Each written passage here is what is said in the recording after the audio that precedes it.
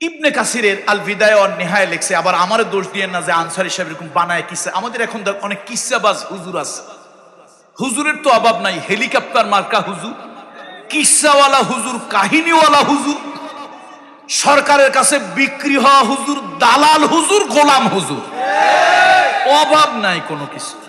সবকিছুই আছে, সবকিছুই আমাদের আছে। বন্ধুরা আমার,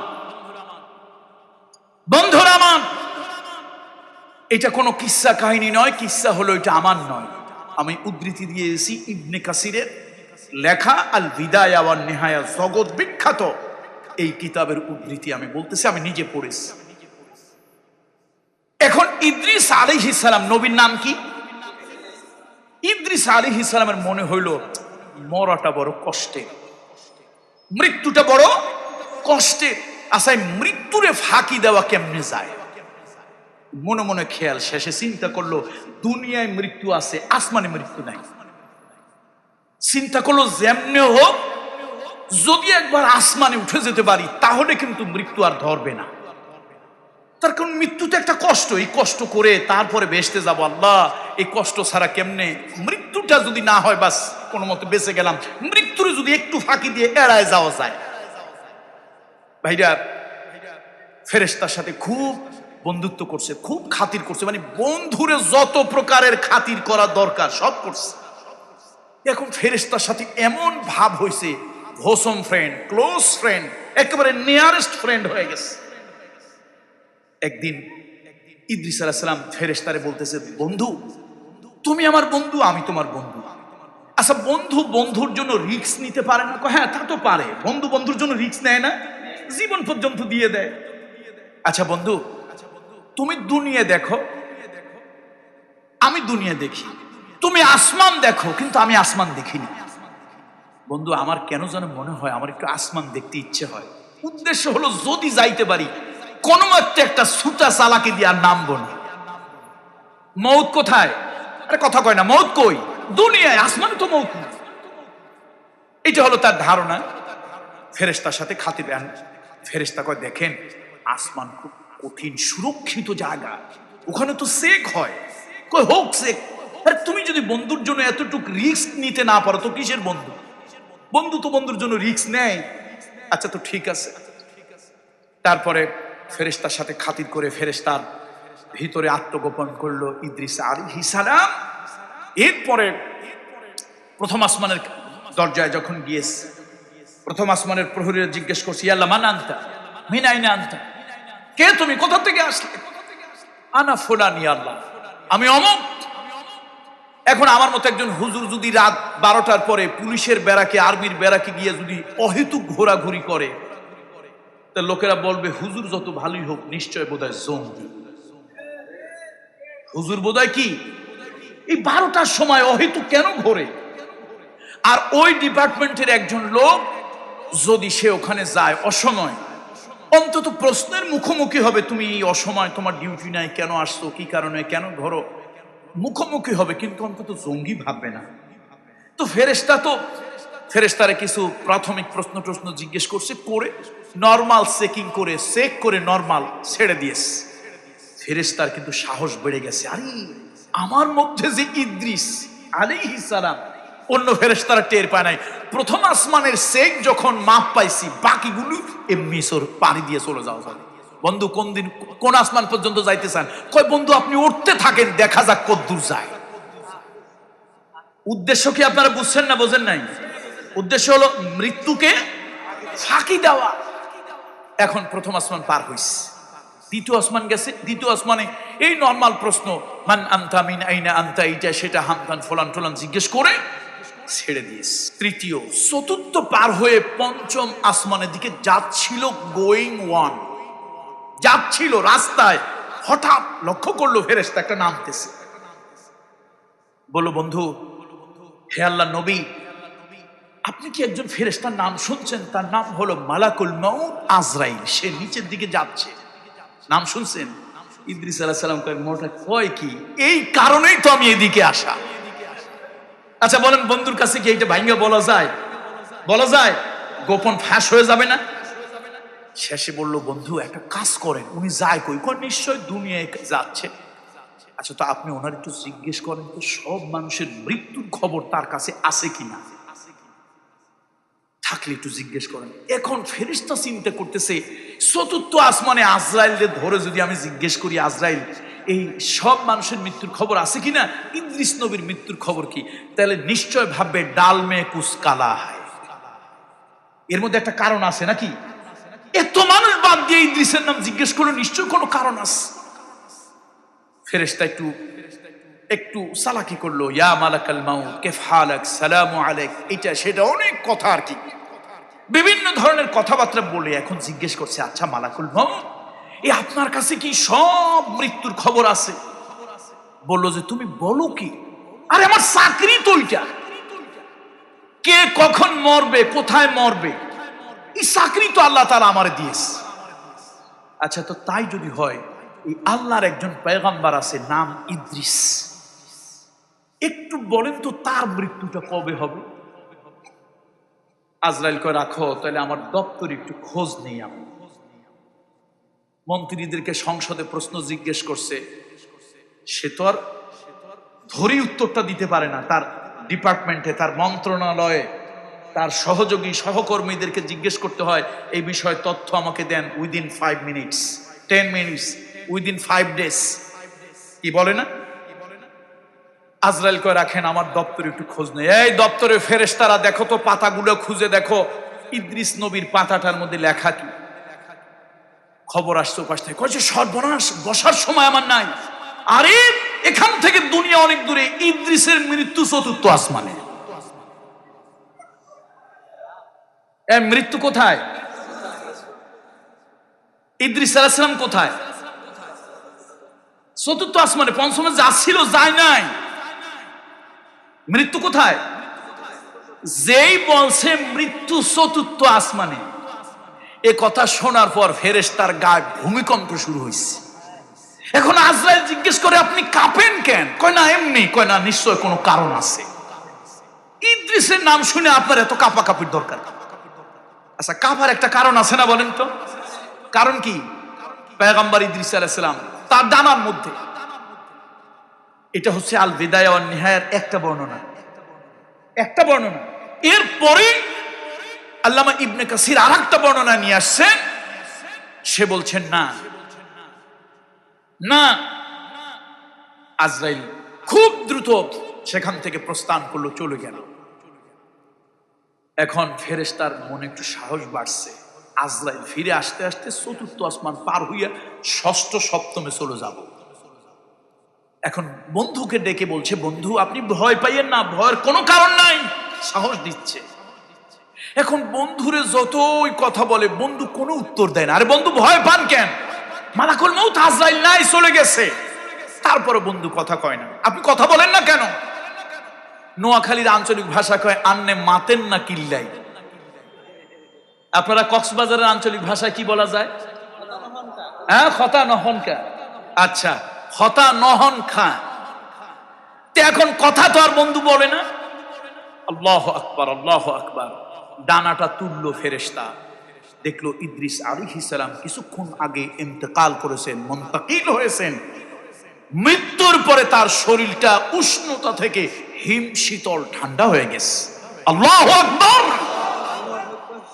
এই জন্য কবি বলেন, যে মরম থেকে পালাও তুমি, ওই মরম তোমায় লইবে গিরি।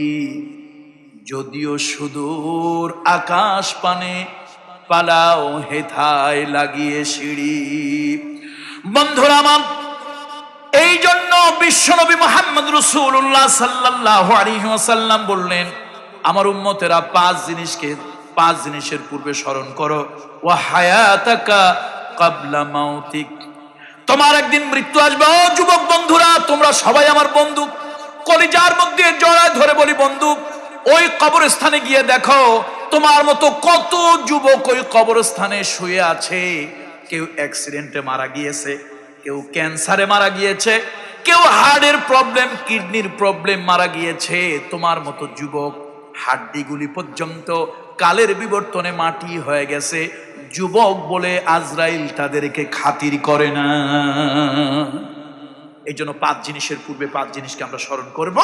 ইন্নাল্লাহ আশতারা, কথা বলে শেষ করে দিই। ইন্নাল্লাহ আশতারা, নিশ্চয় আল্লাহ তাআলা ক্রয় করেছেন মিনাল মুমিনিন, ঈমানদারদের কাছ থেকে, আনফুসাহুম ওয়া আমওয়ালাহুম, তাদের জান আর তাদের মাল, বিআন্না লাহুমুল জান্নাহ, তাদেরকে জান্নাত দেওয়ার শর্তে বা জান্নাত প্রদানের বিনিময়ে।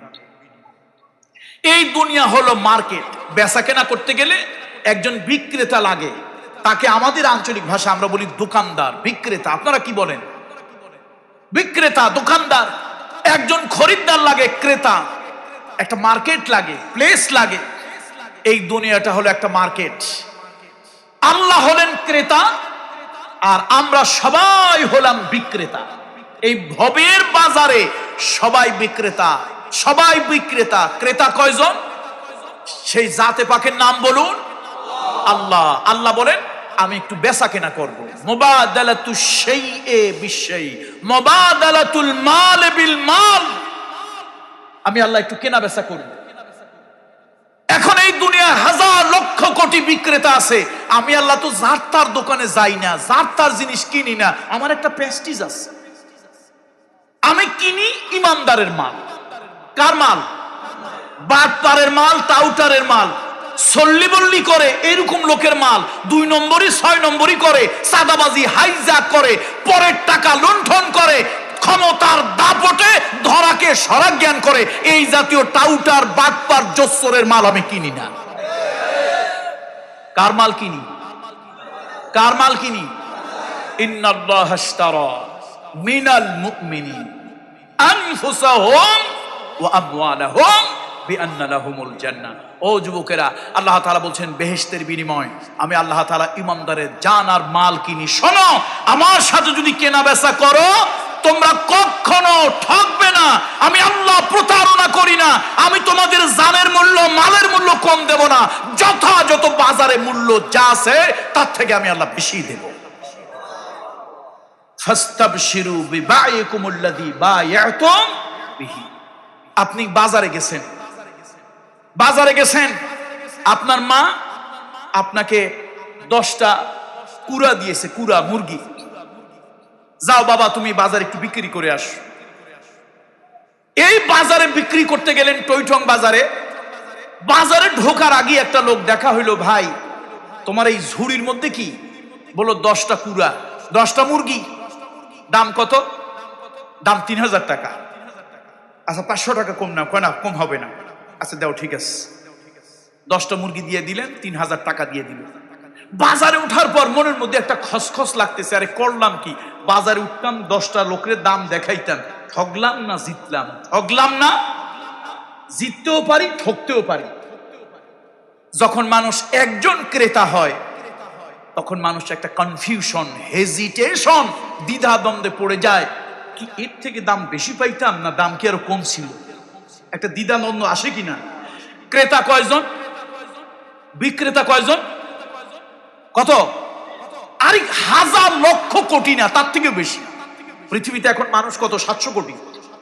তাহলে বিক্রেতা 700 কোটি, ক্রেতা কয়জন? ক্রেতা একজন। এখন আপনি মনে করতে পারেন আমি 10টা লাউ নিয়ে গেছি বাজারে, যাইতে একটা লোক দেখে বললো, ভাই লাউর দাম কত? বললাম পার পিস 100 টাকা। দাও, ঠিক আছে। টাকাটা সে দিয়ে দিল, লাউটা তারে দিয়ে দিলাম। 10টা লাউ বিক্রি করার পরে দিলের মধ্যে এখন খালি খোসা লাগতেছে। করলাম কি? কি আরো বেশি যাইতো? এটা দেখলাম না কেন? আরো কি বেশি যেত? এই যে দিলের মধ্যে একটা চিন্তা, একটা দিলের মধ্যে একটা হরকত, নাড়াচাড়া, করলাম কি? আল্লাহ তাআলা বলেন, শোনো, ইন্নাল্লাহা আশতারা মিনাল মুমিনিনা আনফুসাহুম ওয়া আমওয়ালাহুম বিআন্না লাহুমুল জান্নাহ। নিশ্চয় আল্লাহ তাআলা ইমানদারের জান আর মাল আল্লাহ তাআলা ক্রয় করেছেন জান্নাতের বিনিময়। আর সে জান মালটা কিভাবে দেবে? সত্যের পক্ষে সংগ্রাম করতে গিয়া, ইউকাতিলুনা ফি সাবিলিল্লাহি ফায়াকতুলুনা ওয়া ইউকতালুন। আমার রাস্তায় জিহাদে নামবে, আমার রাস্তায় সত্য প্রতিষ্ঠার জন্য জিহাদে নামবে। তোমরা গান গাও মোরা একটি ফুলকে বাঁচাবো বলে, মোরা একটি ফুলকে বাঁচাবো বলে যুদ্ধ করি, মোরা একটি মুখের হাসির জন্য অস্ত্র ধরি। আমার আল্লাহ তাআলা বলেন, নির্যাতিত নিগৃহীত মানুষের জন্য, মানবতার জন্য, অন্যের মুখে হাসি ফোটানোর জন্য, সত্য প্রতিষ্ঠার জন্য তুমি ময়দানে ঝাঁপিয়ে পড়বে। প্রয়োজনে তোমার জান দেবে, মাল দেবে, ভয় করবে না, অকাতরে বিলিয়ে দেবে।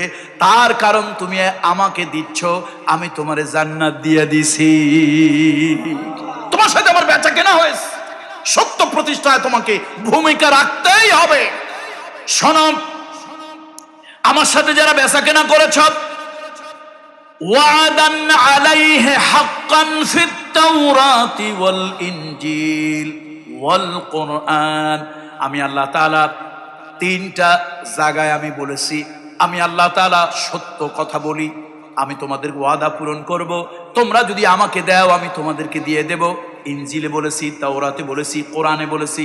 ওয়ামান আওফা বিআহদিহি মিনাল্লাহ, যে আল্লাহর সাথে চুক্তিতে আবদ্ধ হলো, আল্লাহর সাথে বেচা কেনার চুক্তি যে করলো, আল্লাহ বলেন ফাস্তাবশিরু বিবাইকুমুল্লাযী বায়াতুম বিহি। শোনো, তোমরা দ্বিধা করিও না যে 700 কোটি বিক্রেতা, একজন ক্রেতা নিশ্চয় আমাকে অল্প দাম দিয়া ক্রেতা আমার কাছ থেকে আমাকে ঠকাইয়া আমার জান নিয়ে গেছে, মাল নিয়ে গেছে। দুনিয়ার মানুষ ভালো করে শোনো, আমি আল্লাহ তাআলা একজন মাত্র ক্রেতা, তোমরা দুনিয়ার সবাই বিক্রেতা। আমি ঠক দিয়া, ফাঁকি দিয়া, ধোকা দিয়া তোমাদের জান নেই নাই, তোমাদের মাল নেব না। আমি আল্লাহ তাআলা তোমাদের সাথে ওয়াদা করছি, আমি আল্লাহ তাআলা উত্তম মূল্য তোমাদেরকে দিয়েছি। আল্লাহু আকবার। আমার জান্নাতের থেকে আর বড় কিছু হতে পারে না, আমার সন্তুষ্টির থেকে আর বড় কিছু হতে পারে না। শোনো, সত্য প্রতিষ্ঠার জন্য যারা জান মাল দিতে প্রস্তুত, আমি আল্লাহ তাআলা জান্নাত নয় এর থেকেও বেশি কিছু দেব। কিয়ামতে, আখিরাতে, আদালতে, জান্নাতে আমি আল্লাহ তাদের সাথে সরাসরি দেখা করব। দিদারে ইলাহি, দিদারে ইলাহি, আল্লাহ তাআলার দেখা পেয়ে যাবে। বিশ্ব নবী, মানবতার মহান শিক্ষক মুহাম্মদুর রাসূলুল্লাহ সাল্লাল্লাহু আলাইহি ওয়াসাল্লাম বলেছেন, ইগতানিম খামসান ক্বাবলা খামসিন। 5 জিনিসকে 5টা জিনিসের পূর্বে গনিমত মনে করো। 5টা বিষয় আসার আগে তুমি তার যথাযথ মূল্যায়ন করো। তোমার জীবনের 5টা হালাতের পূর্বে 5টা হালাতকে তুমি কাজে লাগাও। বিশ্বনবী নসিহত করলেন। তার মধ্যে প্রথম হলো শাবাবাকা ক্বাবলা হারামিক। তোমার জীবন যৌবন, এই যৌবনকে তুমি বার্ধক্য আসার আগে যথাযথ কাজে লাগাও। যৌবন বড় দামি জিনিস। এই যৌবন যদি তোমার থেকে চলে যায়, যুবক বয়স যৌবন যদি তোমার থেকে চলে যায়, হাজারো চেষ্টা করবে কিন্তু এই সময়টা আর ফিরে আসবে না। ওই যে আমরা ছোটবেলায় বোধহয় সম্ভবত 6-7-এ থাকতে ইংরেজি বাক্য যখন মুখস্থ করতাম স্কুল লেভেলে, time and time, wait for, না, সময় এবং নদীর স্রোত কখনো কারোর জন্য অপেক্ষা, তখন মুখস্থ করেছে কিন্তু চিন্তা করে নাই। এখন একটু চিন্তা করেন তো, আসলেই সময় চলে যায়, সে সময় আর ফিরে আসে না। এই জন্য আল্লাহ তাআলা কোরআনুল কারীমের মধ্যে সময়ের গুরুত্ব দিয়ে আল্লাহ তাআলা কসম খাটলেন, ওয়াল আসর ইন্নাল ইনসানা লাফি খুসরিন ইল্লাল্লাযীনা আমানু ওয়া আমিলুস সালিহাত ওয়া তাওয়াসাউ বিল হাক্কি ওয়া তাওয়াসাউ বিস সাবর। আল্লাহ তাআলা কসম করলেন, সময়ের কসম, মহাকালের কসম, যুগের কসম। মানুষকে বোঝাতে চাইলেন, ও দুনিয়ার মানুষ, সময় এত বড় মূল্যবান, সময় এত বড় দামি। এই সময় যদি একবার চলে যায়, হাজারো চিৎকার করো, গোটা দুনিয়ার সব সম্পদ যদি তোমাকে দেওয়া হয়, যেই সময় তোমার জীবন থেকে চলে গেল ওই সময় আর তোমাকে কেউ এনে দিতে পারবে না। জোরে বলেন, পারবে? পারবে না। এই জন্য সময়, যুবক বয়সটা একটা সময়। দাদার নাতি, নাতি বলেন নাকি আপনারা? আপনাদের অঞ্চলে কি নাতি বলে না? দাদার নাতি দুজনের রাস্তা দিয়ে হাঁটতেছে। দাদা একটু বয়স বেশি হয়েছে, বয়স বেশি হওয়ার কারণে, বার্ধক্যজনিত কারণে দাদা একটু বাঁকা হয়ে গিয়েছে। আমাদের আঞ্চলিক ভাষায় মাদারীপুর, ফরিদপুর, গোপালগঞ্জ আমরা বলি কুঁজো হয়ে যাওয়া। কুঁজো, আপনারা কি বলেন? বাঁকা, বর্ষির মতো একটু বাঁকা হয়ে যায় মানুষ বয়স বেশি হলে। বার্ধক্যজনিত কারণে তার যে ব্যাকবোন, যে পিঠের হাড়, এটার শক্তিটা কমে যায়, একটু বাঁকা হয়ে যায়। তো দাদা বাঁকা হয়ে রাস্তার নিচের দিকে মাথা দিয়ে হাঁটতেছে, পিছনে নাতি। বড় মোহাব্বতের জিনিস, সব মোহাব্বতের আধা তার নাম হলো দাদা। সব ভালোবাসার অর্ধেক যার কাছে পাওয়া যায়। এখন নাতি পিছন দিক থেকে দাদার সাথে একটু ঠাট্টা করে, একটু তামাশা মস্করা। বুড়ো, তোমার কি হারাইস? মানুষের কিছু হারায় গেলে রাস্তায় যে নিচু হয়ে খোঁজে, বাঁকা হয়ে নিচে নিচে তালাশ করে। নাতি পিছন দিক থেকে বলছে, বুড়ো তোমার কি হারিয়েছে, কি তালাশ করো? দাদা বুড়ো হলে কি হবে, রসিক মানুষ, পিছনে নাতির দিকে তাকিয়ে একটু হাসি দিলেন। বুড়ো মানুষ একটা হাসি দিয়ে বললেন, ভাই তোমার মতো একটা যৌবন কাল আমার ছিল, ওইটা কোথায় যে হারায় গেছে, খুঁজতেছি কিন্তু পাই না। তোমার মতো একটা যৌবন কাল আমার ছিল, আমি হাতির মতো হেঁটে বেরিয়েছি দুনিয়াকে ড্যামকে আর ভাব, কিন্তু আজকে বার্ধক্য আমার দৃষ্টি কমিয়ে দিয়েছে। আমার শরীরের চামড়া ঢিলা করে দিয়েছে, আমার শরীরের শক্তি কমিয়ে দিয়েছে, দৃষ্টি শক্তি সীমিত করে দিয়েছে। দেখেন রাসূলুল্লাহ সাল্লাল্লাহু আলাইহি ওয়াসাল্লাম কত বড় জ্ঞানী, কত বড় দার্শনিক, আল্লাহর হাবিব কত বড় অধ্যাপক, কত বড় প্রফেসর, কত বড় জ্ঞানী, কত বড় গুণী বিশ্বনবী, মানবতার মহান শিক্ষক। কি সুন্দর শিক্ষা আমাদেরকে দিলেন। আমার উম্মত, গোটা পৃথিবীর মানুষ শোনো, ইগতানিম খামসান ক্বাবলা খামসিন। 5 জিনিসের পূর্বে 5টা জিনিসকে মূল্যায়ন করো। আল্লাহ তাআলার হাবিব বলেন, বার্ধক্য আসার আগে তোমার যৌবনকে তুমি কাজে লাগাও। শাবাবাকা ক্বাবলা হারামিক। এখানে এই হারাম মানে হচ্ছে হাদি, এটা হচ্ছে বার্ধক্য। তোমার বার্ধক্য আসার আগে তোমার যৌবনকে তুমি গনিমত মনে করো, সুযোগ মনে করো, এবং সেই সুযোগকে কাজে লাগাও। ওয়াসিহ্হাতাকা ক্বাবলা সাকামিক। তোমার অসুস্থতা আসার আগে সুস্থতাকে তুমি স্মরণ করো, নিয়ামত মনে করো।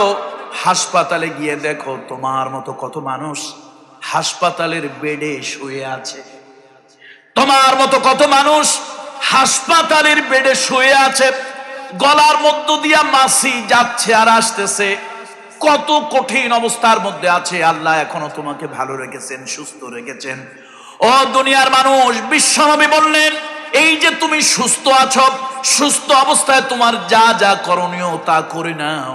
একদিন অসুস্থ হয়ে পড়বে, হাজারো চেষ্টা করলো তুমি আর সেই সুস্থতা ফিরে পাবে না। কত ঠিক কিনা বলুন? কিন্তু আমার দুঃখ লাগে, আমার দেশের কিছু নেতৃবৃন্দকে দেখি, আহারে কবরের মধ্যে অর্ধেক ঠ্যাং ঢুকে গেছে, এরপরও শয়তানিটা বন্ধ হয় না, এরপরও মিথ্যা ঠাস মিথ্যা কথা বলা বন্ধ হয় না। আহারে কোথায় যে যাই। এই জন্য মাঝে মাঝে হাসপাতালে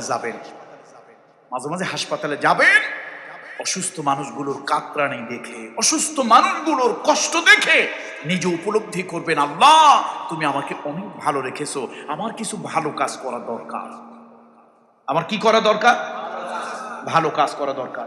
সুস্থ আছেন, কন্যা দায়গ্রস্ত পিতা মাতাকে সাহায্য করেন, সুস্থ আছেন এতিমকে সাহায্য করেন, সুস্থ আছেন বিধবাকে সাহায্য করেন, সুস্থ আছেন মানুষের মানবিক কাজ করে দেন, সুস্থ আছেন জনকল্যাণ সমাজ কল্যাণমূলক কাজ করেন।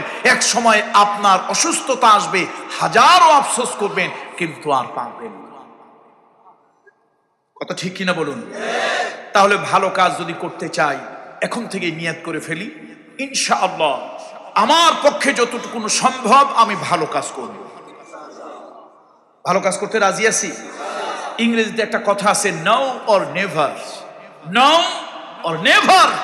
আর তুমি যদি কোনো ভালো কিছু করতে চাও এখনই নিয়ত করো, ডিটারমাইন্ড হও, আমি আজ থেকে করব, আগামী কাল থেকেই করব।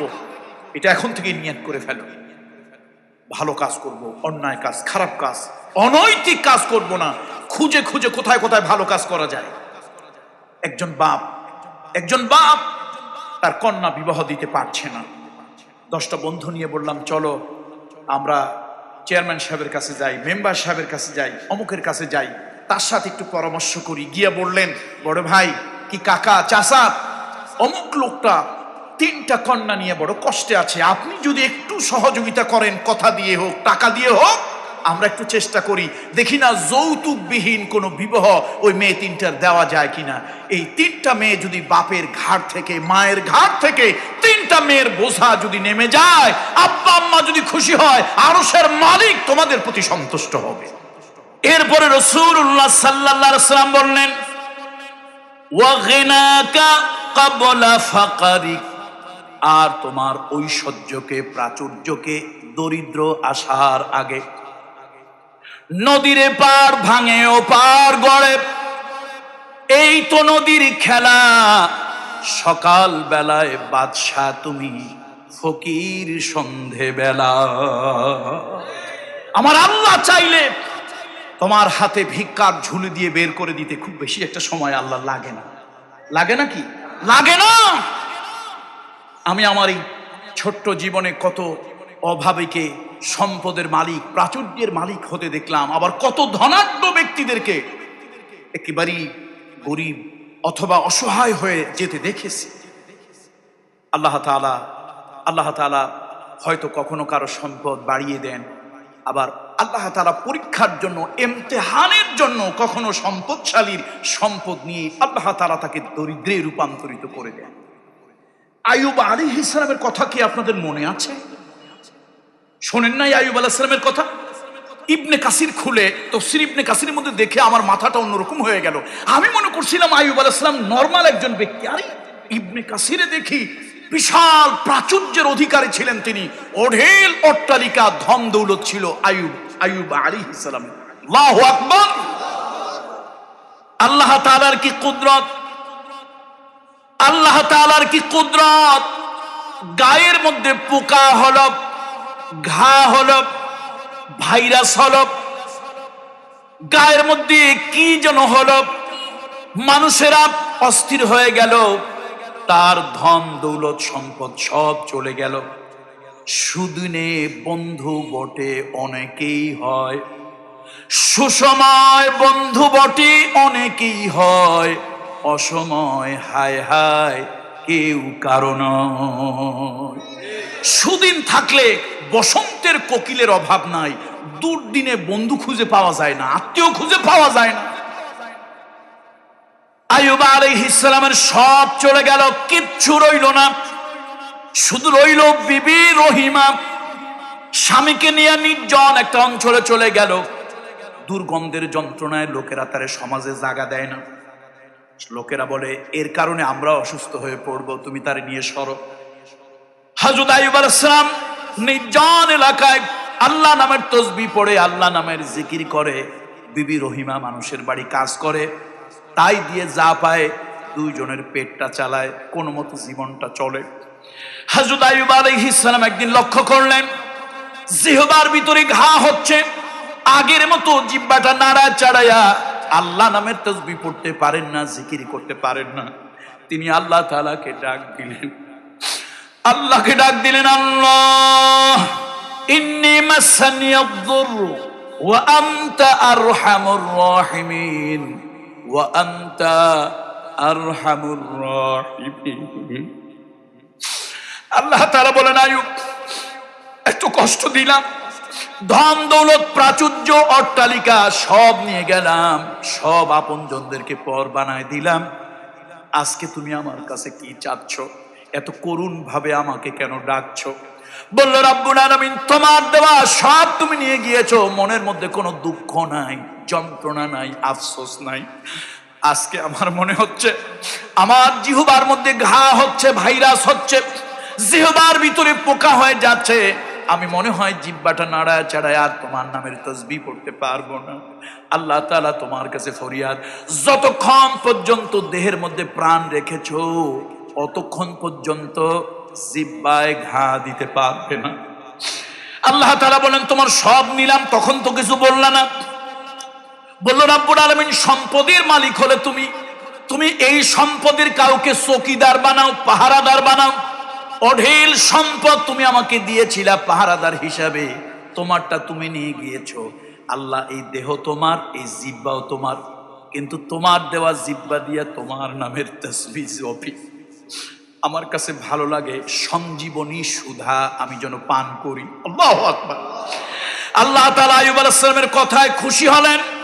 আইয়ুব, তুমি আমার কাছে রোগ ভালো হওয়ার জন্য ফরিয়াদ করো নাই, তুমি এমন ভাবে আমার কাছে দরখাস্ত করেছো, আনতা আরহামুর রাহিমিন, আমি আল্লাহর কুদরতি দিল ঠান্ডা হয়ে গেছে, যাও তোমার রোগ ভালো করে দিলাম।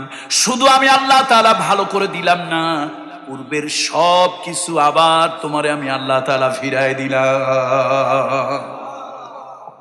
এই জন্য সম্পদ আসে, সম্পদ যায়, খবরদার।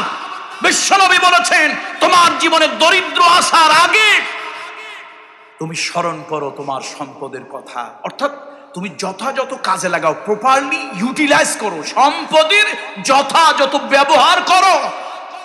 সম্পদ আছে বলে বেহুদা খরচ করিও না, তাবযীর করিও না। ইন্নাল মুবাযযিরিনা কানু ইখওয়ানাশ শায়াতিন। সম্পদ আছে বলে অপচয় করা যাবে না, সম্পদ আছে বলে বাবুগিরি দেখানো যাবে না, সম্পদ আছে বলে দাম্ভিকতা প্রদর্শন করা যাবে না, সম্পদ আছে বলে 1 টাকার জায়গায় 50 টাকা খরচ করা যাবে না। যেখানে যেরকম লাগবে, cut your code according to your লুট, যেখানে যেমনটি লাগবে ওরকম খরচ করবেন, কার্পণ্য করবেন না। দেখেন আল্লাহ যেমন তার বক্তব্য ভাষা এরকম, সূরা ফুরকানের ভিতরে আল্লাহ তাআলা বলেছেন, শোনো, হাত ছেড়ে দিবে না, মানে জন্মের মতো খরচ করবে না, যাতে বাচ্চা কাচ্চা ফকির না হয়। আবার হাত গলার সাথে ঝুলা রেখে কৃপণ কিপটাও হবে না, কৃপণতাও ভালো না। আবার সম্পদ জন্মের মতো দান সাদগা করে বাচ্চা কাচ্চাকে ফকির বানিয়ে দেওয়া, এটাও ঠিক না। দেখেন আল্লাহ কত ভারসাম্যপূর্ণ কথা বলেছে। আর রাসূলুল্লাহ সাল্লাল্লাহু আলাইহি ওয়াসাল্লাম কি বললেন?